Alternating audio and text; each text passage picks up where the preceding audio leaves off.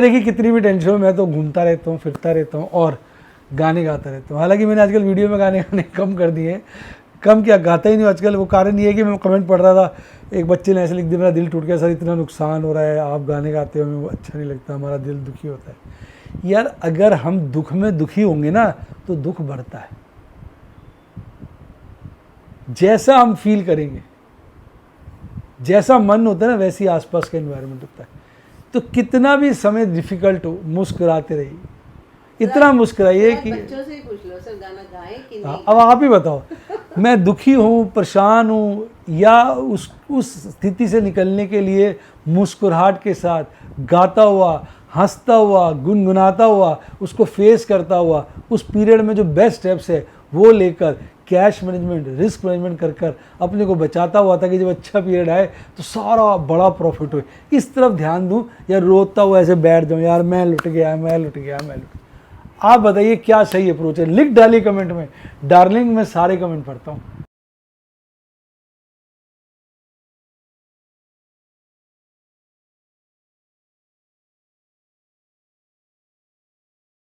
Share बाजार में assured या गारंटीड प्रॉफिट की उम्मीद नहीं रखनी चाहिए, या कभी भी किसी भी वक्त कोई भी अनएक्सपेक्टेड इवेंट की वजह से बहुत बड़ा घाटा हो सकता है, जिसके चलते आदमी की सारी पूंजी तबाह हो सकती है और वो फेल भी हो सकता है। शेयर बाजार बहुत ही खतरनाक जगह है, यहाँ एक भूल ही फाइनेंशियल तबाही के लिए काफ़ी है।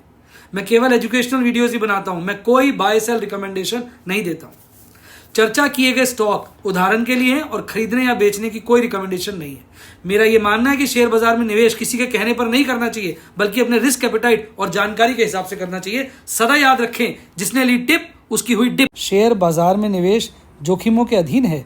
निवेश करने से पहले सभी संबंधित दस्तावेजों को ध्यान से पढ़ें। हाय गाइस, आपका स्वागत है आपके अपने show MKJ talks for investment इन हिंदी में। कैसे आप भाई? बहुत सारे बच्चे पूछ रहे हैं सर ये क्या हो रहा है। तो मुझे याद है FIs ने बिकवाली शुरू करी थी 30 सितंबर से, और तब से लगातार हर दिन बिकवाली कर रहे हैं, हर दिन बिकवाली कर रहे हैं, और अब तक हम देखें तो बहुत बड़ी बिकवाली सामने आई है। तो आइए मैं आज की वीडियो में इसी चीज़ का खुलासा करूंगा आपके साथ। देखिए मतलब कहते हैं इंतहा हो गई वाली बात हो गई। ये देखिए ये FIs का डाटा है।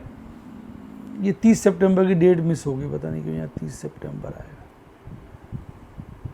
30 सितंबर है पहली डेट। 30 सितंबर वो दिन था जब FIs ने अपनी बिकवाली शुरू की। यही था ना पहला दिन? हाँ जी सर। ये इन्होंने बड़ी बिकवाली की, जिसके बाद लगातार रोज बेच रहे हैं, और अब तक ये 92,271 का माल बेच चुके हैं। और अगर उनके तीनों सेगमेंट लिए जाएं, ये तो कैश सेगमेंट हो गया, इंडेक्स फ्यूचर, स्टॉक फ्यूचर भी जोड़ लिए जाएं, तो अब तक वो 1,45,000 करोड़ का माल बेच चुके हैं। यानी राउंड में बोले तो करीबन 1.5 लाख करोड़ का माल बेच चुके हैं। इनकी ये 92,000 से ऊपर की बिकवाली के अगेंस्ट DIs का अगर आप देखेंगे तो इसी दौरान DIs ने 84,000 के आसपास का माल खरीदा है, थोड़ा सा ज़्यादा, 84,000 करोड़ का। यानी 92,270 के मुकाबले 84,000 करोड़ का खरीदा है। तो यानी काफ़ी उन्होंने उसको कवर कर लिया है, जिसकी वजह से आप समझिए बाज़ार गिरा नहीं तो बड़ी बुरी हालत बाज़ार की हो सकती है। इतनी बड़ी बिकवाली मैंने तो लाइफ टाइम में अपनी देखी नहीं, और वो भी आप देखिए 1 महीने की है ये। अगर आप सितंबर का महीना हटा दें, सितंबर की 30 हटा दें, तो भी आप देखेंगे करीबन 83,000 करोड़ की है। मतलब एक कहते हैं कंटिन्यूसली रोजाना बिकवाली का अगर आप डाटा देखते हो तो बहुत बड़ी फिगर है, और ये 1 लाख करोड़ तो मुझे लगता है क्रॉस कर ही जाएगा जो इनके हालात हैं। और DIs ने थोड़ा बाज़ार को संभाला हुआ है। अब बाज़ार में थोड़ा फियर उत्पन्न होता जा रहा है। देखेंगे मार्केट मूड काफ़ी गिर गया है, अब 31.86 के करीब आ गया है, और ये सारे इंडिकेटर्स खराब है। पहला है US डॉलर इंडेक्स, ऊपर देख सकते हैं, फिर है ब्रेंट क्रूड ऑयल, फिर USD INR, फिर 10 ईयर ट्रेजरी यील्ड। आइए ये नेगेटिव है 103 से ऊपर, तो मैं अब नेगेटिव लेके ही चलूँगा इसको। ये पॉजिटिव है, थोड़ा लो है। ये 84 के ऊपर नेगेटिव, और ये 4 के ऊपर नेगेटिव। अब तो ये बहुत ज़्यादा हो गया है, 4.138। यानी अगर आप देखेंगे 5 अगस्त से लगातार डेटा अवेलेबल है, उसमें ये हाईएस्ट फिगर है। क्या चल रहा है समझ नहीं आ रहा। दूसरी तरफ यूएस के बाज़ार तो नए हाई लगा रहे हैं, हमारे बाज़ारों की बत्ती लगी हुई है। आज का डाटा देख लेते हैं। आज 2261 करोड़ की कैश सेगमेंट में बिकवाली करी है एफआईज ने। डीआईज ने अच्छा माल खरीदा 3225 करोड़ का, और कुल मिला के 964 करोड़ की खरीदारी है। तो इसका मतलब बेचा किसने है? रिटेल इन्वेस्टर ने, और इंडेक्स भी गिरा है, यानी गिरावट के साथ रिटेल इन्वेस्टर आज निकल गए। बाकी दोनों सेगमेंट में बिकवाली है। कुल मिला के आज करीबन 4300 करोड़ की नेट बिकवाली एफआईज ने आज भी की है। वो परसेंटेज नहीं बनाई आपने,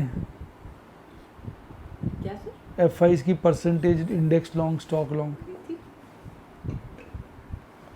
मैडम भी बता देंगी। अच्छा, सारे इंडाइसेस गिरे हुए थे। निफ्टी 50 तो कम गिरा हुआ है, अगर आप देखेंगे ना, बाकियों की तो बेड़ा गर्क हुआ पड़ा था। Mid cap 50 2%, mid cap 100 2.25%, small cap 50 2.25%, small cap 100 1.5%, Nifty next 50 1.5% के आसपास ही कह लीजिए। बाकी सब भी अच्छे खासे गिरे हुए हैं। तो ओवरऑल बाज़ार में बड़ी गिरावट थी, और इंडिया विक्स आज काफ़ी बढ़ गया 5.5%, यानी प्रीमियम बढ़े हैं। अच्छा, अब अगर आप देखेंगे शेयर वाइज, आज कमाल कर रहा था टाटा केमिकल। टाटा केमिकल चढ़ने का रीज़न था कि वो फिर से कह रहा था कि टाटा सन्स को अपने शेयर का IPO लाना पड़ेगा।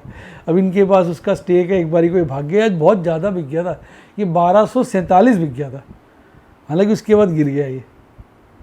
HDFC बैंक था, ओबरॉय रियल्टी था, आपका बजाज ऑटो था, ये भागे हुए थे।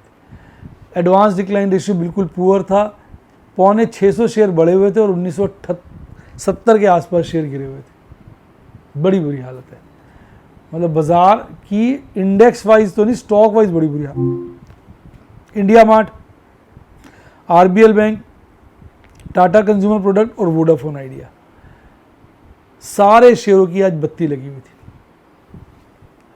अगर आप देखेंगे निफ्टी 50 को तो 15 शेयर बढ़े हुए थे, 35 शेयर घटे हुए थे। श्री आया था। अब आपके लिए दिया था, आपने दिया तो है नहीं। हाँ नहीं सर, वो भी आया।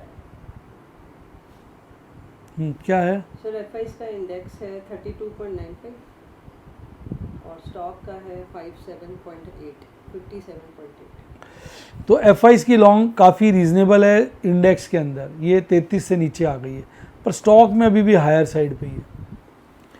तो स्टॉक में भी और गत बन सकती है। हालांकि पीक जो इसने 61 का बनाया था वहाँ से तो काफ़ी गिर गई है, लेकिन ये नीचे में अगर आप देखेंगे ना तो 52 तक चली जाती है, यहाँ तो 45-46 तक गई हुई है। तो यार स्थिति तो चिंताजनक है। जब एफआईज आते हैं ना तो हम वैसे कह देते हैं एफआईज कहाँ जाएंगे, यहीं आएंगे, एफआईज का क्या है, रिटेल की ताकत बहुत ज़्यादा है, पर एफआईज ने हिला के रखा हुआ इस वक्त में। आप क्या कहते हो, क्या एफआईज इतने कमज़ोर हैं? कमेंट में ज़रूर लिखिएगा। अच्छा, अब प्रीवियस क्लोज अगर आप देखेंगे तो 24,854 का था। आज बाजार ऊपर खुला, लेकिन बस शुरू में ही खुला और पीक बनाया 24,978 का, फिर धड़ाम से गिर गया। और ये बॉटम उसने 3 बार टेस्ट किया, और इवन एंड में भी कोशिश कर रहा था फिर से टेस्ट करने की। जो बॉटम एक्चुअल बना वो 24,680 के लपेटे में बना। बाजार हल्का ही गिरा है। निफ्टी 50 की बात करूँ 73 पॉइंट 24,781 में बंद हुआ, 0.29% की गिरावट के साथ। आज इसमें जो भाग रहे थे Bajaj Auto, HDFC Bank, Asian Paints, M&M, Eicher Motor, Tech Mahindra, Reliance, ये थोड़े से चढ़े हुए थे। गिरने वालों में बहुत ज़्यादा फॉल था। सारे शेयर देखो, परसेंटेज फॉल देखो, मतलब बहुत ज़्यादा फॉल है, बत्ती लगी पड़ी है बाजार में। स्टॉक वाइज तो मार दिया है सबकी। अब कैंडल क्या बोले यार, देखो पहले ये गिरी, अब थोड़ा सा ऐसा लग रहा है कि ऊपर की तरफ गई है। मैं तो कहूँगा चली जाए, पर देखो ना लाल कैंडल है और यहाँ बाजार खुला था और यहाँ बंद हुआ है, और ये हमारा 50 डेज मूविंग एवरेज है। 50 डेज मूविंग एवरेज से कितना, वो है 25,015 का। बाजार बंद हुआ 24,740 पर, लगभग 350 पॉइंट नीचे बंद हुआ है 50 डेज मूविंग एवरेज के। MACD चार्ट पे थोड़ा कंसोलेशन है, समझिए हरा हिस्टोग्राम बन गया 2 दिन से, और ये 40 के नीचे आ गया। तो इस वक्त टेक्निकली बाजार बहुत ज़्यादा वीक है, हर पैरामीटर पे बाजार निफ्टी 50 वीक है। और वीकली PCR देखेंगे तो 25,000 के लेवल पे कॉल रेटिंग बहुत बड़ी है, पुट रेटिंग कम हुई है। ये 25,000 की चौकी तो देखा जाए कॉल राइटर्स के कब्जे में, इसके ऊपर तो बाजार जाता दिख नहीं रहा। हाँ 24,500 पे कॉल रेटिंग कम है, पुट रेटिंग ज़्यादा है। तो अब जो रेंज निकल के आ रही है वो 24,500 से 25 की निकल के आ रही है। हालांकि 26,000 पे भी ओपन इंटरेस्ट बहुत ज़्यादा है, यानी इन लेवल्स पे कॉल रेटिंग बहुत ज़्यादा है। अब ऑपरेटर को कॉल रेटर्स को मारना हो तो एक बार को खींच सकता है। पीसीआर तो मुझे लग रहा है काफ़ी कम होगा। मंथली में फर्स्ट टाइम मैं देख रहा हूँ बड़े दिनों के बाद मैक्सिमम पेन 26,000 से घट के 25,000 आ गया, जो एक अच्छा इंडिकेटर नहीं है। 25,000 पे कॉल रेटिंग बहुत बड़ी है, पुट रेटिंग हल्की बड़ी है, तो 25,000 पे अब चिंता का विषय बन गया। पीसीआर कितना हल्का है 0.59, तो ऑपरेटर का मन कर सकता है तो कॉल रेटर को मारना चाहे तो भगा दे बाजार को। और मंथली वाला भी 1 से काफ़ी नीचे आ गया। तो भैया सब पैरामीटर्स पे बाजार बहुत ज़्यादा कमज़ोर है। निफ्टी बैंक में केवल 1 शेयर चढ़ा हुआ था, 11 शेयर गिरे हुए थे। 52,094 पे बंद हुआ, 52,361 पे खुला। इसकी भी वही हालत थी, शुरू में पीक बनाया 52,570 का, फिर तो बॉटम कई बार टच करने की कोशिश करी। असली बॉटम एंड के वक्त ही बनाया 51,855 का, और 51,962 पे बंद हुआ, 131 पॉइंट गिरकर लगभग 0.25%। निफ्टी बैंक निफ्टी 50 कम गिरे हैं, बाकियों की धुलाई पूरी हुई है। एक HDFC बैंक था जो हरे में था, बाकी सब लाल थे, सब लाल। और सबसे ज़्यादा कोटक महिंद्रा बैंक गिरा हुआ था। इंडसइंड बैंक तो आज 1300 के नीचे बिक गई, इसका भी कोई वली वारिस नहीं रहा, बिल्कुल ख़राब हो चुका है। अब यहाँ तो कैंडल देखो मिड बोलिंजर बैंड के ऊपर चली गई थी, फिर गिर गई। खैर अभी भी 50 डेज मूविंग एवरेज से ऊपर है। मूविंग एवरेज पे कैंडल स्ट्रॉन्ग है, बोलिंजर बैंड पे भी ठीक है, MACD चार्ट पे भी बहुत अच्छा है, बेरिश क्रॉसओवर खत्म होता नजर आ रहा है। RSI भी इसका ठीक है। टेक्निकली निफ्टी बैंक निफ्टी 50 के मुकाबले काफ़ी स्ट्रॉन्ग है। बाकी यार क्या कहें, इस वक्त ऑपरेटर गेम खेल रहा है। मैक्सिमम पेन जहाँ बाजार बंद हो उसी पर ये 52,000 पे मैक्सिमम पेन। सेकंड हाई 52,500 पे है।